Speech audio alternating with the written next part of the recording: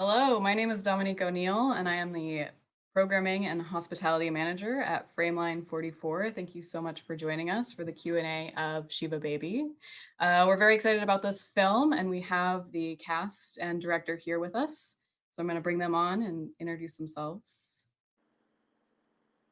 Hi, I'm Emma Seligman. I'm the writer and director of SHIVA Baby. Hi, my name is Dianna Agron. I play Kim. Hi, I'm Rachel Sennott. I play Danielle. And hello, I'm Molly Gordon. I play Maya. Hi, thank you all so much for joining us today, and congrats on the film. It's making its way through the festival circuit, which must be exciting. Thank you. So first order of business, I would love to know exactly how many bagels were consumed on your set. That's a good question. I think our production designer would probably know because she had them all ripped up and ready to go for like Rachel and mostly Rachel and Polly. Well, I don't. Rachel would probably be able to put a number on it more than me. I feel like there was a period, I would go through periods where I would choose not to eat, and then some days where I would be like, I'm actually going to eat it. So I feel like I had a good amount. Probably in the 20s. Yeah. Would you say? Yeah. Possibly. 20s, maybe 30. Yeah.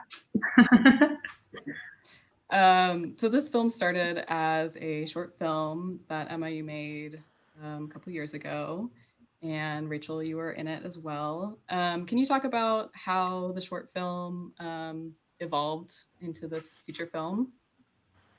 Yeah, definitely. I think that it all still takes place in one day in one location, but I think that what the feature allowed me to do versus the short is that I got to add back in the character of Maya, who wasn't in the short, but I always wanted her to be, and it felt really important to me that I got to show Danielle's full sexuality, and also have like a foil and make Danielle extra anxious because there's an ex there, but also because there's someone that represents like all the things that she's not when it comes to like a nice Jewish girl. And then it also allowed me to expand on Diana's character, Kim, and Danny's character, Max, and sort of like see a little bit more into his personal life and his marriage and whatnot. But really, I think the feature in terms of how it adapted was just all about kind of like making Danielle have a nervous breakdown and making everything as anxious as possible.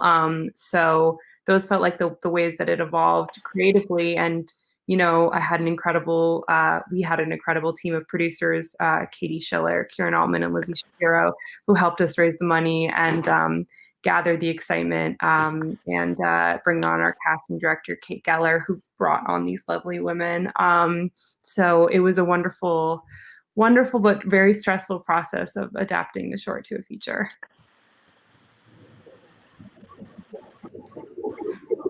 Yeah, and I'd like to toss that to Rachel too, in terms of how you worked from the short film and moved into the feature. Yeah, well, I feel like so lucky to have met Emma auditioning for the short, and it was just so fun and great working with her. She's such a good director. She's so like talented and smart and like has a really specific vision. And then I felt like being, friends with her and hearing her reading different drafts of the feature and listening to her talk through the characters, I feel like in the same way that she expanded the world, like I feel like my knowledge of the character expanded just because I was like sitting with her for a while. And so it was really fun to do the feature and see in the short, Danielle is still like pushed, but to like new extremes and see like how she handles not well. How she handles them. So it was really fun to do the feature version. For Molly and Diana, like Emma said, you both act as foils to Rachel's character sort of getting through the event unscathed. Can you talk about your approach that you took to the characters? You want me to go? I will speak. I feel like Emma wrote such a deliciously snarky and funny and wonderful character. So I feel like a lot was on the page and I didn't have to do a lot. I felt when I read it, I felt like I understood her actions and I kind of had a deep understanding of her just from the way Emma had written it. And then Rachel is just the most fun person to play off of. So I truly enjoyed this experience so much because of the cast and Emma. And I felt like, Maya came more easily because it was just all there. Mm.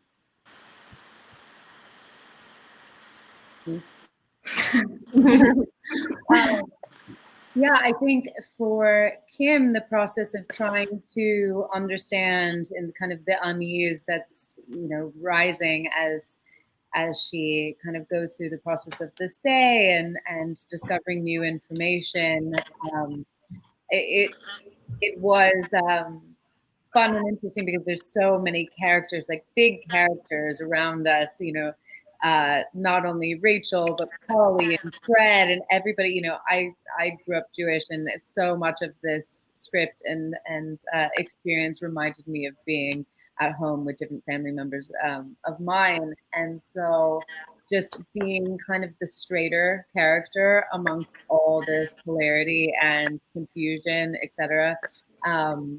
It just kind of in many ways had to just like sit back and watch and experience it as she was experiencing it. But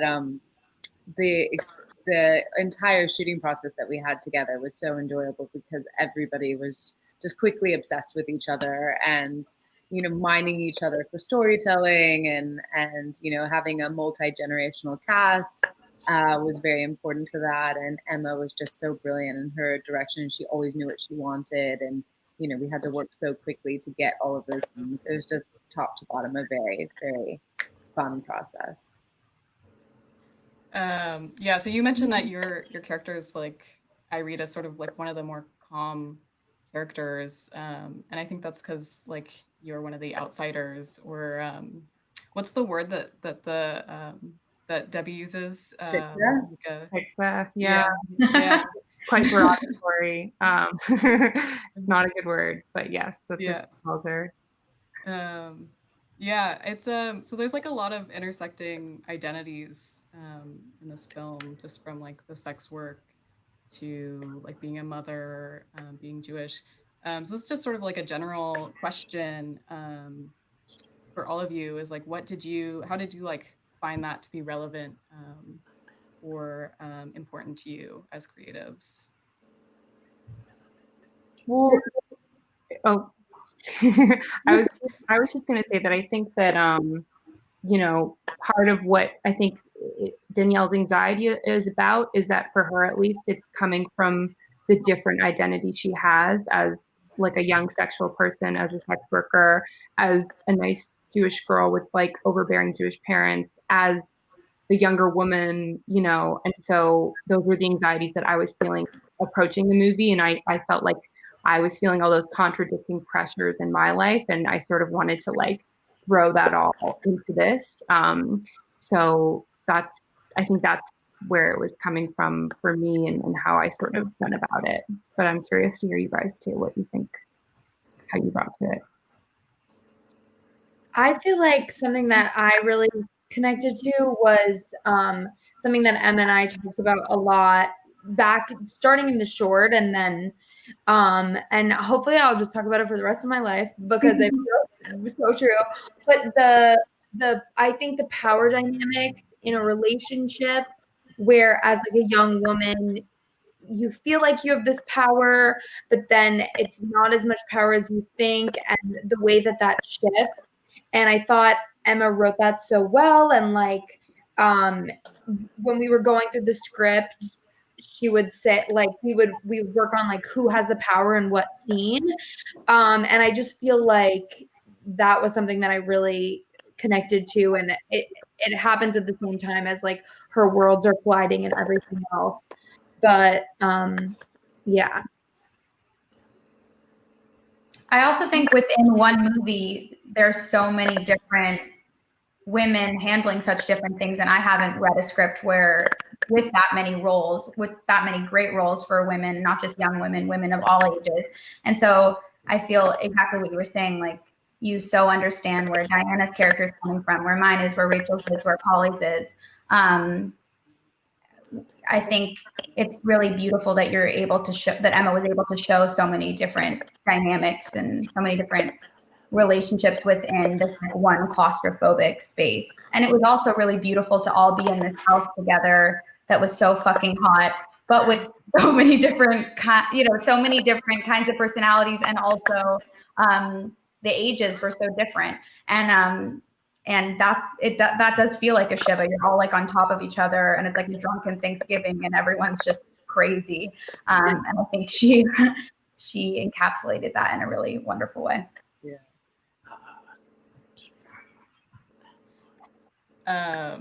Diana, did you have anything that you that resonated with you? Specifically, I mean, I just feel like everybody touched on it so beautifully. But I think especially, I have nothing else to add. I think.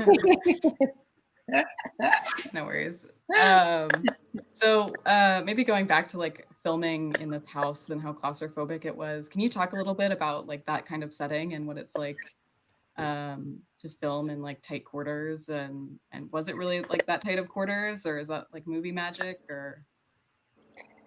Yeah, it was. And I feel so grateful that these wonderful actors here and our entire cast were like so down to the indie cause, because they were like rubbing shoulders against our grips. Like everyone was just, there was like, sometimes like you guys had holding, but sometimes like the lighting would be blocking the stairs. So like you couldn't even like go to your holding. So like it was so scrappy. Like it was just very tight. And no one was a diva. Like everyone was just so down, and like, I don't know. I mean, maybe not. Maybe you guys kept it together really well, but it was hot, and we had a room isolated just for ACs for the cast, but it was so cold because we put so many ACs in it that the windows would frost, and the rest of the house would just be like, everyone's like sweating. That was my perspective. And there was also a crying baby, but from what, do you guys feel like it was different? I feel like it was pretty hot and tight. But I loved it. I feel like it just felt so collaborative. And usually on a set, people go to their trailers and they're not talking and not connecting. And it actually forced us to all become a community really fast. And it was obviously just so easy with these people as well. Yeah. And usually you get that kind of sense when you're on location. But even though we all pretty much are New York residents, you had that aspect in place because of, everything that we're talking about, which is really nice. Because at the end of the day, especially as I was saying, we really had actors surrounding us that have so much more experience than we do, had really unique storytelling surrounding like their theater careers in New York. And, you would actually be able to say like, Bob Fosse, how was he? Or, so it was just, that stuff is very cool because you don't always have the ability to share storytelling like that on set. And it was so fun. One of the things that I think like really added to the intensity of the film is the music. And Emma, I'm hoping you can talk a little bit about the choice of like, it's not even like a song, it's like this repetitive, like stringed, like attack, really. Yeah. Well, I didn't know if I wanted to score going into it. And then the more that I understood that I really wanted to highlight Danielle's anxiety and kind of push the limits of the comedy genre, like as much as I could. I wanted like a horror score, like a horror-ish kind of score. And I also knew I wanted string to represent kind of like klezmer inspiration. So we started working with Ariel Marks, who's an incredible composer, and she was, so down for the challenge of like horror score for a comedy, which I don't think is easy to do. And it took a lot of like trial and error. And sort of like it, you know, it's hard to find something that feels like klezmer-like, but not like full on like Fiddler on the Roof. And like I think she like nailed that sweet spot really well. So it really was, and there were moments that I didn't think we needed it, and but then she would show me what she was doing, and I was like so impressed and just so excited. And then, you know, and then it ended up making the film like much more stressful, which is always how I intended it to be. But it really kind of made it unrelenting, which was fun. So yeah, so she's wonderful. Yeah, it's so intense. So I got a hot tip to ask about the "Let's Make a Baby Shake" song that Polly Draper sings. Is there a story you can share? Yes. So that song was a song that Polly sang to her kids when they were, I think, when they were babies, I think, and when they wouldn't stop crying, and there was no song ever that was supposed to be in that scene or the movie. No one was supposed to sing except for the rabbi, and she was like, you know, like we just spend the whole movie touching Rachel. And that was what's supposed to happen. She was just supposed to be touching her, and Rachel was supposed to be like, stop. But she was like, we just keep touching her. We need something like different. And I was so stressed that day. And her and Debbie Offner, who plays Ellie, the blonde woman, they're actually friends in real life, which I didn't know when I cast them. And so they were like, Polly used to sing this song. And they like came to me, and I was so stressed that morning. They were like, we're thinking we're going to do this song. And I was like, so like not having it, and I was ready to be like, no, like we're not doing a random song. And then it was, you know, we decided on it, and we got everyone to do, you know, multiple takes of singing that song except for Rachel and Molly. And thank God we did, and thank God Polly had that idea, and that I wasn't so annoyed that morning because of other things that I didn't say no. So I feel very grateful that she had that idea. And, you know, that was one of many ideas that Polly would like add, but that definitely feels like the big one for sure that stands out. But what was it like, I don't know, for Rachel and Dianna, especially Dianna, because you kept laughing during the takes, like you couldn't.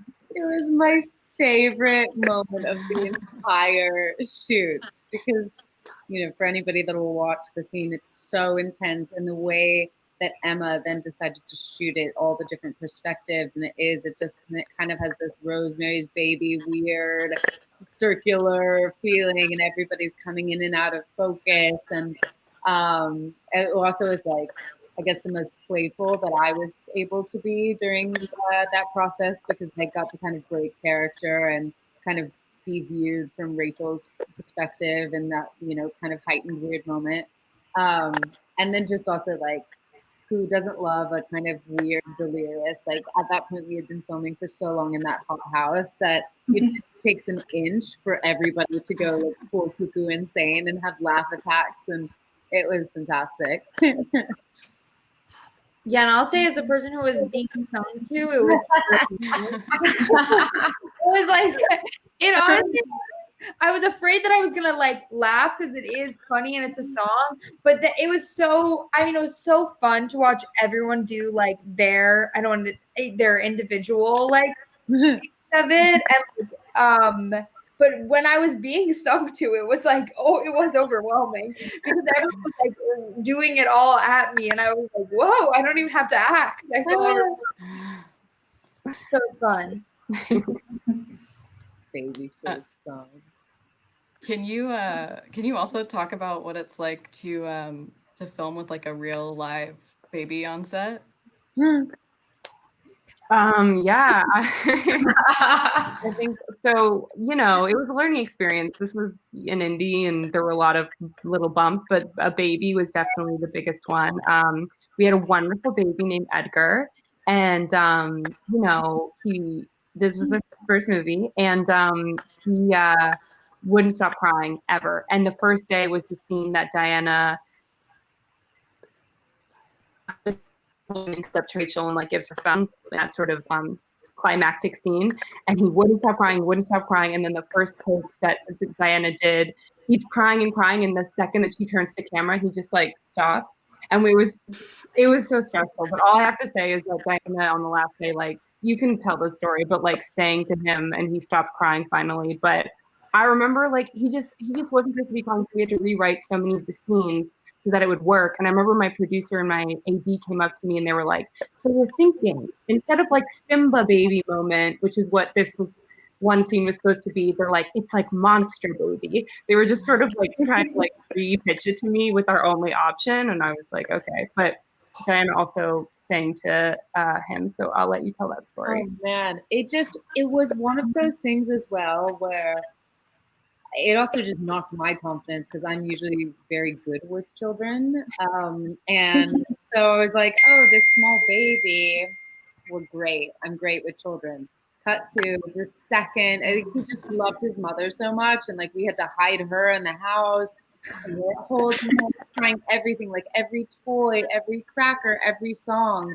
And for some reason, it wasn't until the very last day where there was a suggestion to sing Wheels on the Bus, and it was working. And then the whole crew just silently was singing like slowly the Wheels of, like, you know, putting him in a trance. And he was finally like very accepting of the fact that all of this was going on around him. But it was truly a miracle that we got those few key moments that we needed for him to stop crying. And then actually it was a gift because the very end piece of the movie, that scene, it worked so well with him screaming and flailing and everything that my entire body was constantly having these jolts of pain, just being like, oh no, like he doesn't trust me or he doesn't like this or what is happening, Edgar. But I mean, we made it.